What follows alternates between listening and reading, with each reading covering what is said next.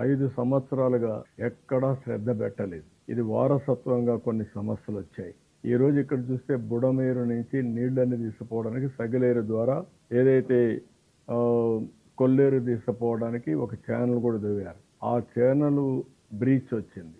5 ఏళ్లలో ఆ breach close చేయలేదు. దాని పర్యవసానం ఈపీటీఎస్ మునిగిపోయే పరిస్థితికి వచ్చింది. విజయవాడ టౌన్ కంతా ముంపు గురయ్యే పరిస్థితి వచ్చింది. అది కానీ సరిగా చేసుంటే ఈరోజు ఈ ఇబ్బంది వచ్చేది కాదు. ఇలాంటి తప్పుడు పనులు చేసిన పార్టీలే మళ్ళా వచ్చి ఎక్కువ అరికే పరిస్థితికి వస్తున్నారు. ఈ ప్రభుత్వం వచ్చి ఇంకా 3 నెలలు కూడా కాలేదు. గుర్తుపెట్టుకోండి, అన్ని సమస్యలు అధ్యయనం చేస్తున్నాం. ఒకప్పుడైతే వరదలు వస్తే డ్రైనేజెస్ కూడా సరిగా లేకపోతే ముఖ్యమంత్రి అనే వ్యక్తులు, మంత్రులు అనే వ్యక్తులు రోడ్డు మీదకి లేరు, ఎవరో రాలేదు. ఈ రోజు అందరూ మంత్రులు, ఎమ్మెల్యేలు, ఎంపీలు, టోటల్ అడ్మినిస్ట్రేషన్ ఫీల్డ్ లో ఉంది. బాధ్యత కలిగిన ప్రభుత్వం ఇది. ఈ బాధ్యత కలిగిన ప్రభుత్వం ప్రతి ఒక్క ఇష్యూను కూడా సున్నితంగా తీసుకుంటాం, సెన్సిటివ్ గా తీసుకుంటాం, అట్మోస్ట్ కేర్ తో హ్యాండిల్ చేస్తాం.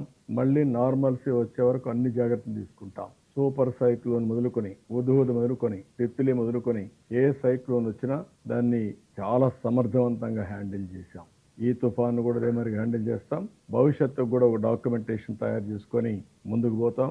ఈరోజు తక్షణ కార్యక్రమం మా ముందుండేది 10 లక్షలు కానీ 10 లక్షలకు పైన కానీ వరద నీరు వస్తే కృష్ణాలో ఎట్లా హ్యాండిల్ చేయాలో చేయడం అది తక్షణ కార్యక్రమం. మళ్ళీ నష్టపోయిన ప్రతి ఒక్కరికి న్యాయం చేసే దిశగా ముందుకు పోతాం. మళ్ళీ రైతులను ఆదుకోవడానికి ఏమేం చేయాలో చేసి మళ్ళీ వ్యవసాయాన్ని కాపాడుతూ ఆ పంటని ఏ విధంగా కాపాడాలనో కాపాడి ఇన్పుట్ సబ్సిడీ ఇవ్వడమే కాదు, ఆ పంటను రివైవ్ చేయడానికి ఏమేం చేయాలో అవన్నీ చేస్తాం. ఇది ఓవరాల్ గా రేపు కార్యక్రమాలు.